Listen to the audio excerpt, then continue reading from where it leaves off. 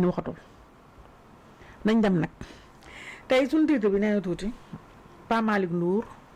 encore dans le viseur de Sonko.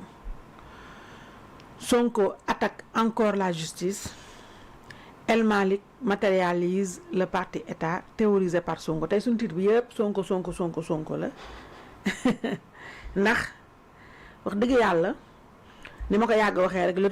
le malheur du Sénégal c'est Sonko ba mu nekkee opposition ci la yi xew mu nekk ci nguur gi malheureusement continuer di daane Sénégal ndax li ma yàgg gëm man yàgg ko wax Sonko n'aime pas le Sénégal. Il le déteste. Non, il n'aime pas le Sénégal. Il déteste profondément ce pays. Il n'a aucune gêne pour le montrer. Ouais. C'est le seul premier ministre du Sénégal. C'est le seul premier ministre au monde. Day dem bu nekkee fii moo wax na ba ñëpp daw Sénégal mu dem barki dem encore Maroc encore une fois saa bu demee bitim réew massacrer Sénégal. ñun nee naa naqar bi ñu dundee ak honte nationale bi ñu am yàlla na leen dig ci Pape Malick nag kii Momar tegal ma texte bi ma la yónnee daan bu Pape Malick bind Pape Malick l'a écrit le 8 novembre 2025 defe naa sa commentaire woon naa ci waaye nee na damaa bëgg ñu lire li Pape Malick bind mi ngi ko bind le 8 novembre 2025 après nañu tuuti nga contextualiser ko dafa ne mise au point par principe Pape Malick Ndour moo ko bind par principe et comme chacun a pu le constater depuis mon interpellation je me suis toujours refusé en tant que républicain et par respect pour l'autorité judiciaire à m'exprimer sur le dossier me concernant et actuellement pendant devant la justice. Ce silence procède d'une conviction profonde, celle de laisser la justice faire son travail en dehors de toute agitation politique. Cependant, après les propos pour le moins surprenants et injustes du président du PASTEF, Premier ministre en congé, qui a déclaré que le dossier évoqué à mon sujet par le PJF découlerait du fameux rapport de l'inspection générale des finances, je me vois dans l'obligation de réagir. Ces accusations sont fallacieuses, infondées et traduisent une volonté manifeste de travestir les faits. La vérité est pourtant simple et vérifiable par tous. Le premier article de presse évoquant cette affaire dite du rapport du PRODAC a été publié par Dakaractu le 11 juin 2018, soit une année entière avant ma nomination, survenue le 6 juin 2019. Cet article est toujours disponible en ligne. Comment, dès lors, un rapport dont la presse faisait déjà largement écho un an avant ma prise de fonction aurait-il pu m'épingler? Il est également utile de rappeler que, selon ceux qui défendent la thèse de l'existence d'un rapport de l'IGF sur le PRODAC, l'auteur en serait l'inspecteur des finances Samba Laobé-Dian. Or, ce dernier est décédé le 1er octobre 2018. Soit 8 mois avant ma nomination. Faut-il comprendre que l'on m'accuse d'avoir été entendu et épinglé par un homme disparu avant ma nomination au PRODAC? La manipulation frôle ici l'absurde. Les faits sont têtus. Je n'ai jamais été entendu par l'IGF, jamais rencontré un de ces enquêteurs et durant toute la période où ce débat était alimenté dans la presse, j'exerçais toujours mes fonctions au ministère des Finances. Pour dissiper toute ambiguïté, je saisirai dès lundi le ministre des Finances, M. Cherdiba, ancien collègue, afin qu'il me transmette d'une part la partie du rapport de l'IGF où mon nom serait cité et d'autre part une attestation de service confirmant que j'étais bien en poste au ministère des Finances entre 2013 et juin 2019. Pour lui rafraîchir la mémoire, je joindrai à cette requête les comptes rendus des réunions hebdomadaires de recettes des régies financières que présidait le même Cherdiba chaque mardi, réunion dont j'assurais parfois le secrétariat. Ces documents établissent sans équivoque qu'à cette période, je n'étais pas coordonnateur du PRODAC, mais plutôt économiste au ministère de l'économie et des finances. Je n'ai donc rien à cacher, rien à craindre et rien à renier. Ma seule exigence est celle de la vérité face aux tentatives grossières de manipulation et d'instrumentalisation politique. La République mérite mieux que les approximations et les contre-vérités. Pour finir, je tiens à rassurer tout le monde. Je n'ai rien à me reprocher et je fais pleinement confiance à la justice de mon pays, que j'ai défendue hier et que j'ai le devoir de respecter et d'honorer, quelles que soient les décisions qu'elle prendra me concernant. Dixit pas mal. Alors donc neen tuuti pour ñu ñëw lii mi nga defoon ca usu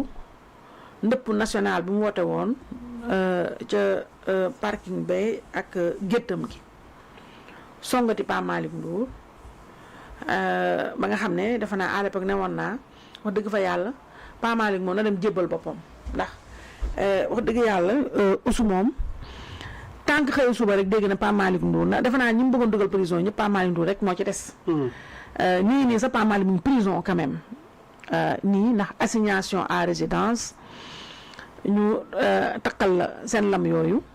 sama xel yëpp dem ci sama mag ji Alaaji Lat Jóob mu baax mi ki ma gënal ñëpp moom itam dañ ko ndar képp ci këram xam nga humiliation ak soxor weesuwul nga ndar képp nit ci biir këram loolu déjà prison la. te tey dinañ kii nañ pôle judiciaire. ci laay ñëw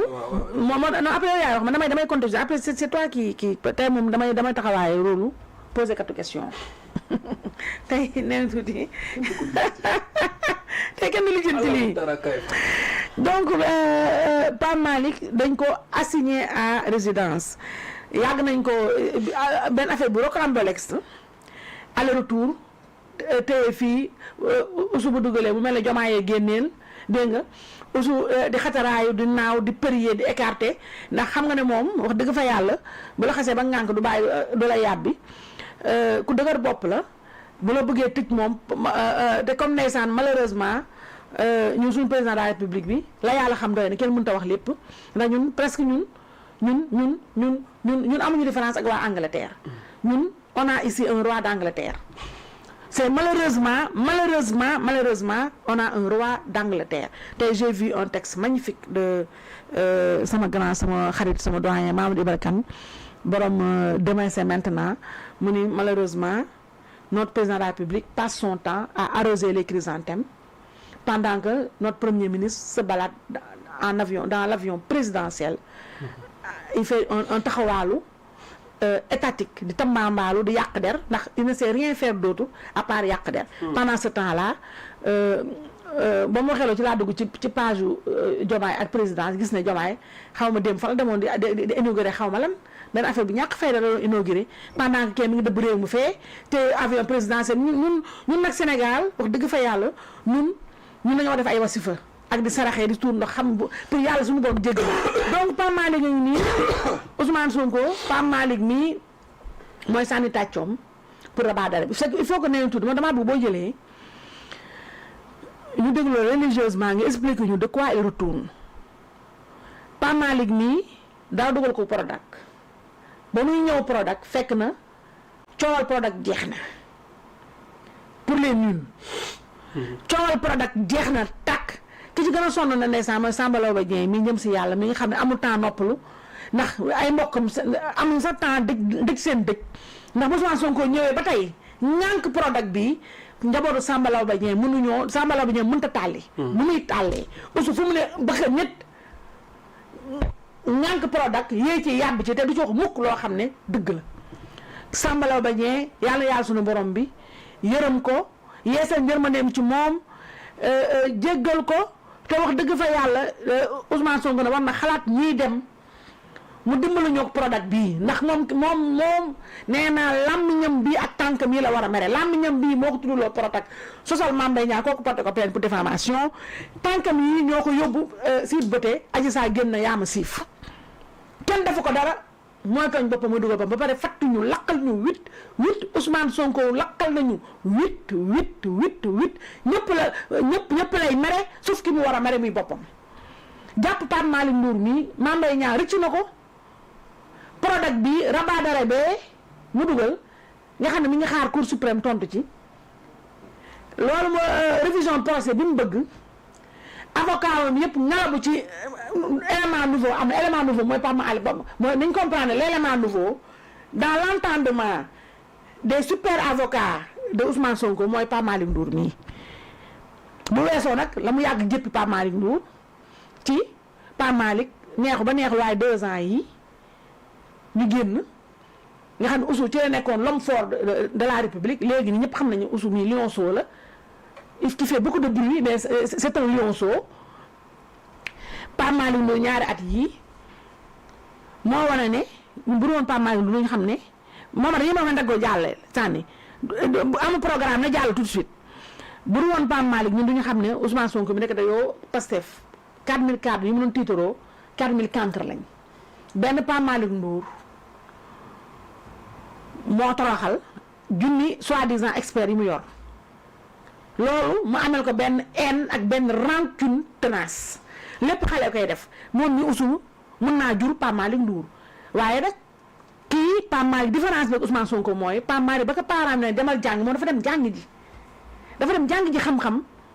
di xale bu tuuti di bébé dem jàng ji xam-xam macha allah ba nekk économiste loo xam ne kii du ko doon mukk kii par hasard la réussir concours par hasard la réussir concours te ñun ñëpp xam nañu ne moi chaque jour ma ne nañu lijjantil CV Oussou avant muy def ENAR qu'est-ce qu'il était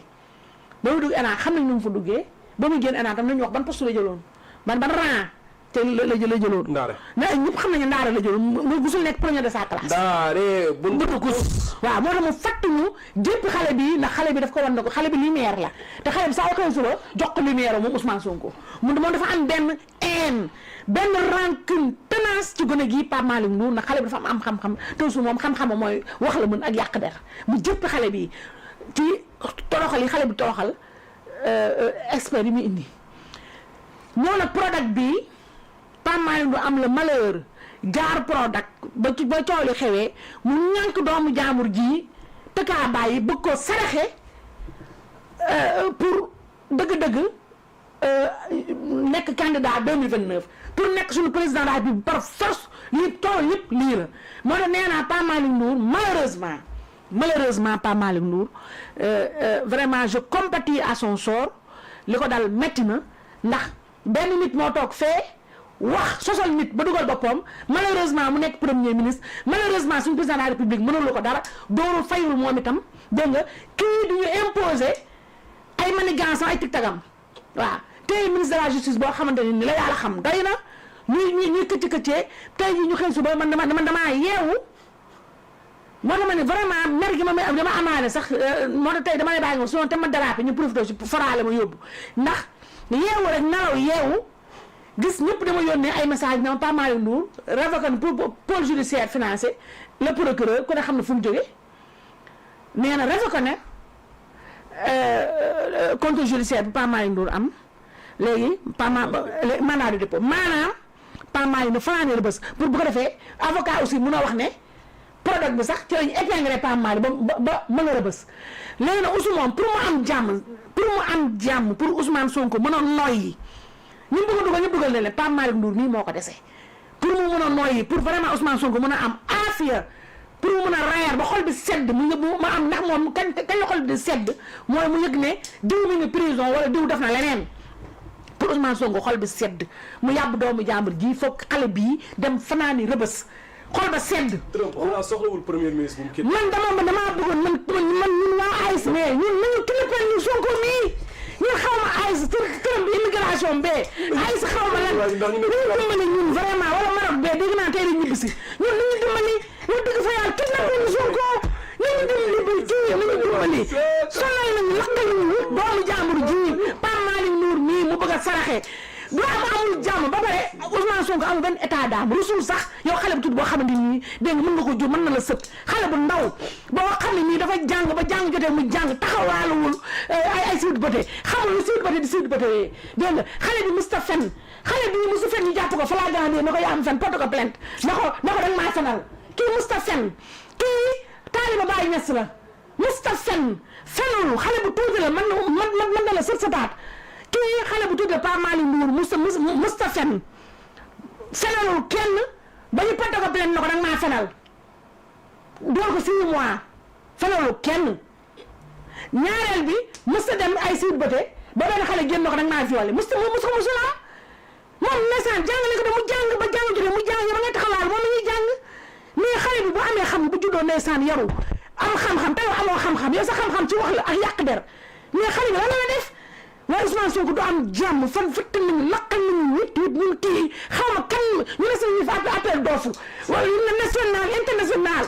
ñu kenn bëgg ko Ousmane Sonko suñu problème mooy kenn bëgg ko ñun suñu problème mooy kenn bëggul Ousmane Sonko ñun bu ñu amul ko ko bëgg man vraiment dama war a dem jàng ji anglais sax dafa appel d'offre international en anglais pour ñu dimbali ñu te Donald Trump bu ñu dimbali ñu kidnappé kii nañu dimbali kii laqal nañu fàtte nañu ma kii na laa def mun def man ba boole ko kalaame ko ak Donald Trump ñun Trump dafa baax ci àddina bi yow lii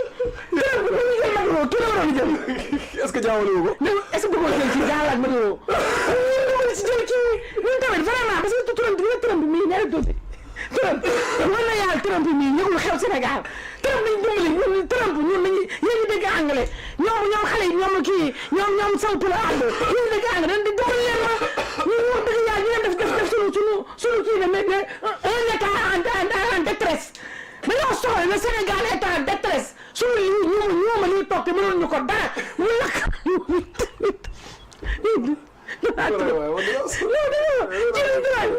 sama xol bi mu tàngal tey sama xol bi mu ma yeewu nii rek sama xol bi tàng jër mu jàppaa maa ngi ndur nii rek di bëgg a coob doomu jàmbur mais nañ dimbali Donald Trump laa bëgg mu dimbali ñu kidnappé ñu Ousmane Sonko Donald Trump foog ñu yëgal ko ne ko ñun dañoo sonn nañ dimbali nag ndax Trump dégg naa ko mu ni fi ñu toll état bu nekk en détresse état boo xam ne mënuloo daal seen njiit ñun ñëpp nañ ko wax bind ko ay lettre bind fa ay live nañ ko bind lettre mu ñëw kii sonal nañu waaye sonal nañu Pape Malick Ndour mii nag ndeysaan du am jàmm heureusement ba il est très fort mentalement man na Pape Malick xam nga du sama xarit yow sa xarit la waaye man du sama xarit waaw yow mën nga wax sa peut-être état d'esprit mais je crois que ni ma ko xamee xalaat naa ne lii Ousmane Sonko mi ngi koy tracé boulevard la koy tracé ndax dëgg-dëgg Sénégal yëpp xam nañ ne Ousmane Sonko il l'a dans le viseur dégg nga te du am jàmm tant que gone gi damul fanaani rëbës quelle méchanceté quelle ignominie quelle soxor quelle bonne toog rek yow di yéene ñi yow li jënd premier ministre yu baax yëpp ñu ngi li jënd seen dëkk mi ngi def ba seen dëkk avancé waaye suñu premier ministre bi ñu am saa bu xëyee suba mi ngi li jënti kan la mën a tëj kan la mën a yàqal kan la mën a dàqalu kan la mën a lii kan la mën a toroxal ñun sonn nañu neen tuddi jële bala maa déraper kii bala maa déraper mu faraale ma ñu daal Trump daal man